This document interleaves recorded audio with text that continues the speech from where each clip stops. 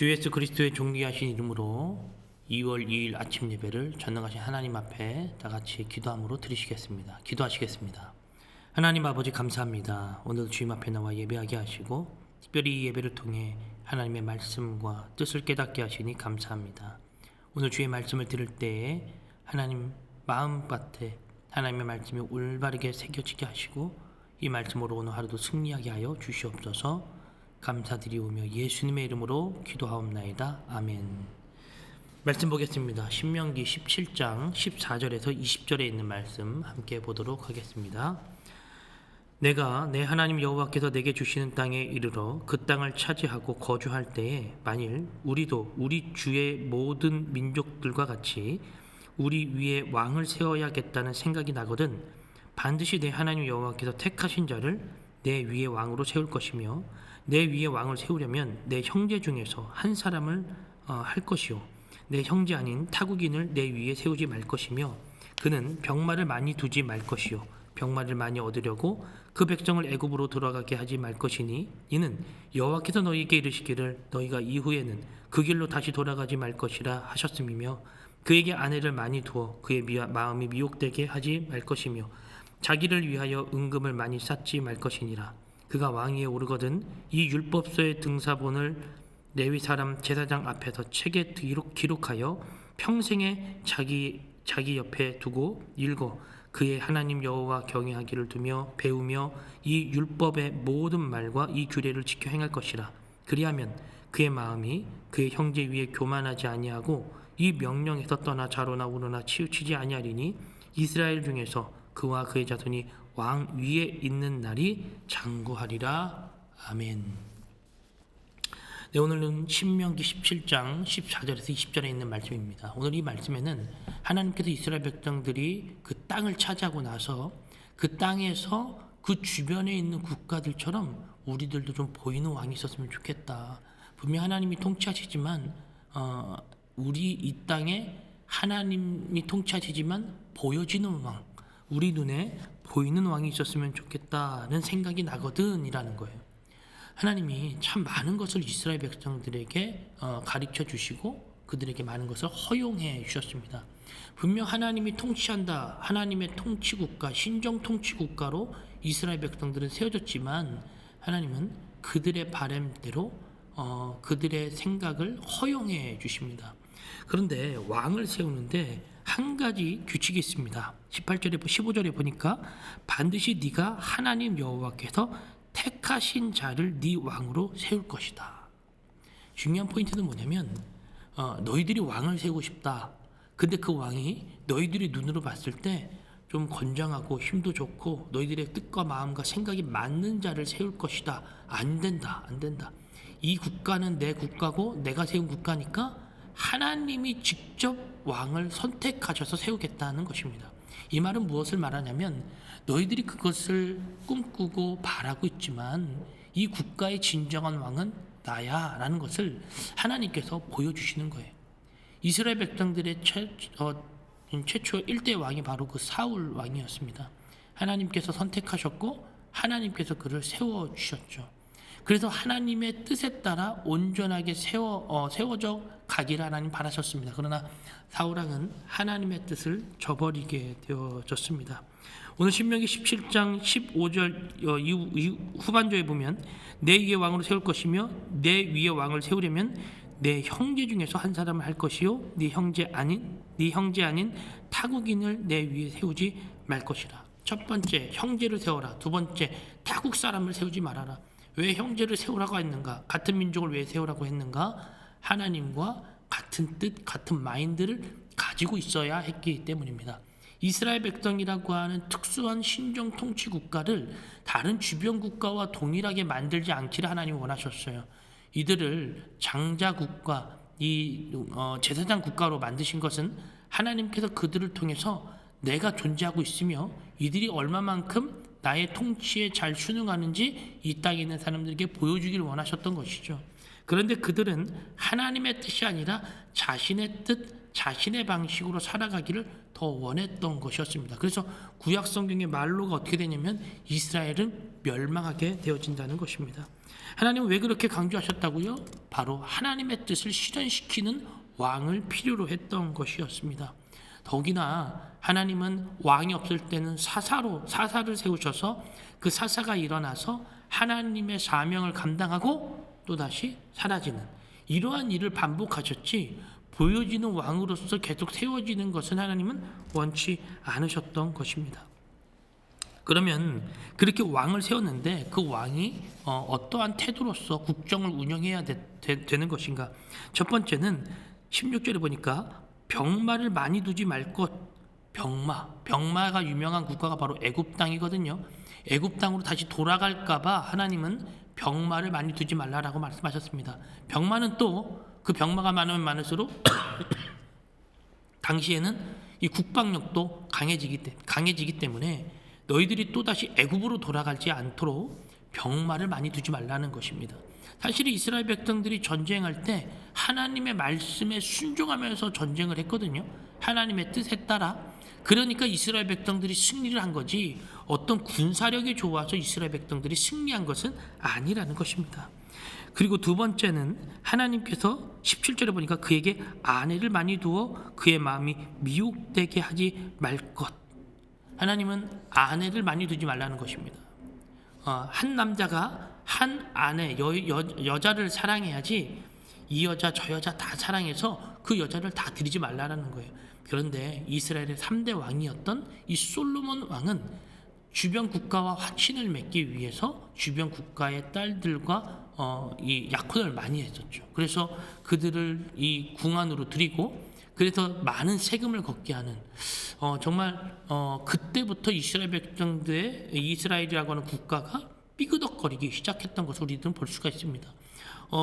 약혼을 맺고 정약을 맺고 들어오지만 여러분 그냥 결혼하고 끝나는 것이 아니라 그 여왕이 섬겼던 신들을 또 갖고 들어오는 거예요. 그러니까 우상들이 들어오면서 이스라엘 백성들은 점점 무너져 갔던 것입니다. 하나님은 너의 형제를 세워라, 이방 타국인들을 세우지 말아라 하셨던 그것이 바로 여기에 있었던 것입니다. 그래서 이 두 번째는 바로 아내를 많이 두지 말 것이었던 것이죠. 세 번째, 은금을 많이 쌓지 말아라. 물질로 너가 욕심을 갖지 않도록 이것을 경계하라는 것입니다. 그러니까 뭐예요? 군사력을 키우려고 너희들이 병마를 많이 세우지 말아라. 그러면 너희들 애굽 땅 지난날의 것을 다시 답습하게 되는 것이다. 두 번째는 뭐였어요? 많은 여인들을 거느리지 말아라.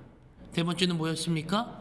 너는 많은 은금 패물을 쌓지 말아라. 지금 이게 다 뭐냐면 세상의 방식을 따라가지 말라는 거예요.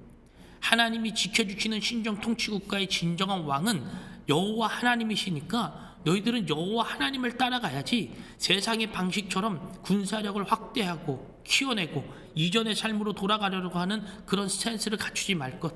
많은 여인들을 많은 주변 국가와 화친을 맺어서 그 여인들을 너희들이 품으려고 하지 말 것. 너희들은 주변 국가와는 다른 구별된 존재이니까 내가 구별했으니 구별된 자들답게 내 말대로 살아가야지 사람들의 말에 이끌려서 너희들이 갈팡질팡하지 말라는 것입니다.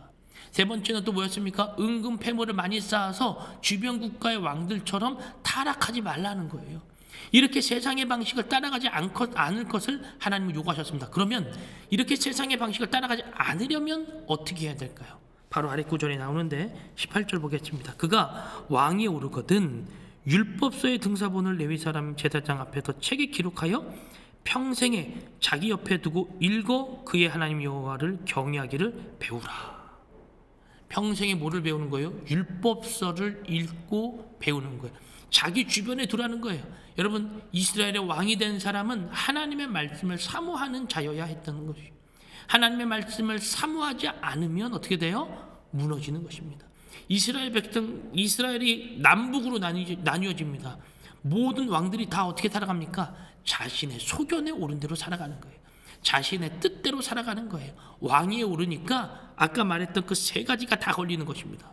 주변 국가와 화친을 맺기 위해 여인들과 약혼을 하고, 그리고 군사력을 강화하려고 욕심을 내고, 그리고 많은 은금 패물들을 그가 쌓으려고 하는 이 인간의 욕심이 왕의 자리에 올라가고 나서부터 반복 지속되어졌던 것이죠. 왕이 넘어지고 쓰러지니까 어떻게 됩니까? 국가가 무너지고 쓰러지는 건 여러분 시간 문제인 거예요. 하나님은 그 왕 옆에 항상 선지자를 주셨습니다. 그러나 왕이 선지자와 협력을 하지 않고 왕의 뜻대로 살아가면 어떻게 돼요? 그 국가는 무너지는 거예요. 선지자는 하나님의 음성을 듣고 왕에게 지속적으로 말해주지만 선지자의 음성을 듣지 않고 자신의 생각과 자신의 뜻을 따라가는 것입니다. 결국 국가는 무너지고 마는 것입니다. 그래서 하나님 말씀하시는 거예요. 너가 나의 이 말을 잘 들으려면 너 항상 옆에 율법서를 끼고 있어라. 이건 지금 우리식으로 말하면 너는 말씀을 항상 묵상해라. 너가 어떤 조직을 이끌어가든 어떠한 조직에서 일을 하든 항상 말씀을 끼고 있어라. 그래서 그들과 대화하든 다른 대외적인 업무를 하든 어떤 일을 하든 항상 그 말씀을 기준으로 너가 활동해야 한다라고 하나님께서는 지속적으로 강조하고 계시는 것입니다. 그렇게 말씀을 읽으면서 하나님 경외하는 것을 배우는 것이죠. 여기서 경외란 하나님을 두려움으로 섬기는 것입니다. 두 번째는 뭡니까? 이 규례를 지켜 행할 것. 읽었으면 뭐하라는 거예요? 행하라는 거예요. 읽어야 행할 수 있는 것입니다. 내 마음대로 내 생각과 내 뜻대로 행하는 것이 아니라 기록되어져 있는 말씀을 중심으로 해서 너가 행하라는 것이죠. 우리도 동일합니다. 하나님께서 주신 말씀대로 우리도 살아내는 것이에요. 행동하는 것입니다.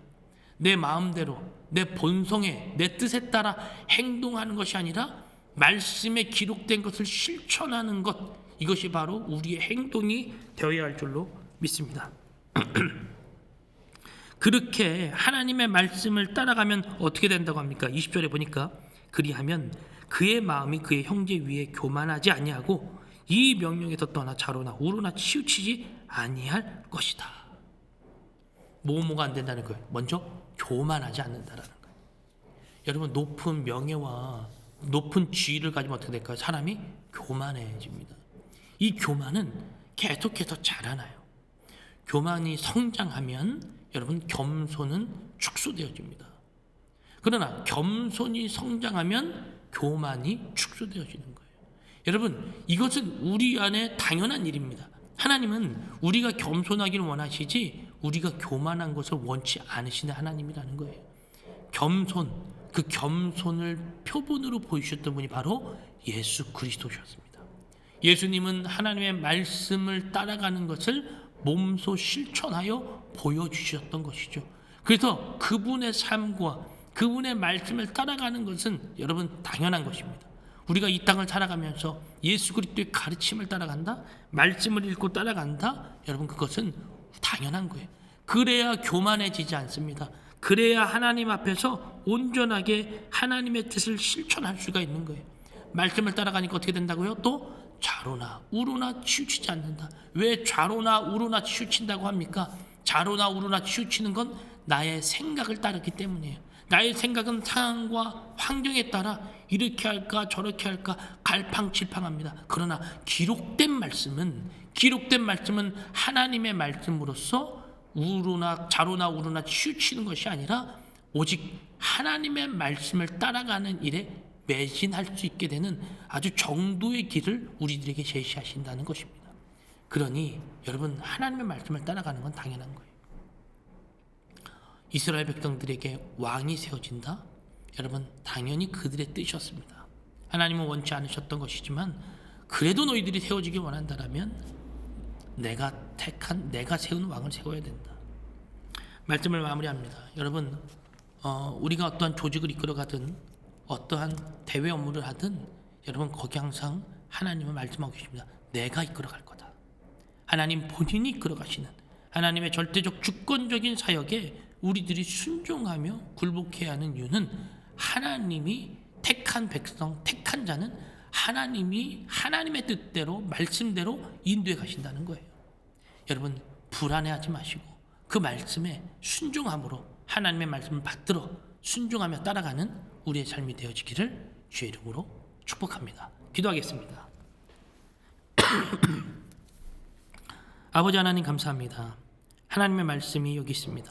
이 말씀대로 살아가고 순종하는 우리에게 삶이 되어지게 하시고 말씀대로 순종하고 살아감으로 주 안에서 반드시 하나님이 우리의 삶을 책임지시고 인도해 주심을 경험하게 하여 주시옵소서. 이스라엘 백성들, 이스라엘은 신정 통치 국가였는데 그들은 자신의 뜻과 자신의 생각을 따라가다가 결국에는 멸망했습니다. 그 멸망의 원인이 무엇입니까? 율법에 기록된 말씀을 따르지 않았습니다. 그들은 자신들이 교만해지는 것을 잠재울 수가 없었습니다.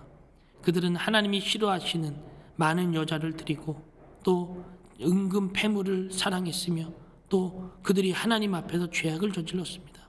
하나님, 우리가 어떠한 일을 담당할 때에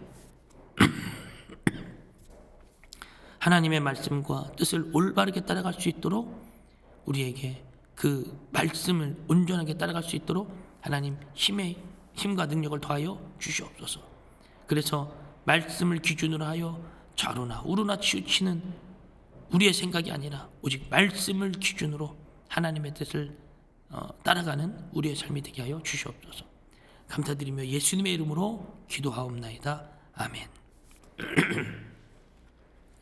네, 오늘 말씀 여기서 마무리하도록 하겠습니다. 오늘도 주 안에서 승리하세요.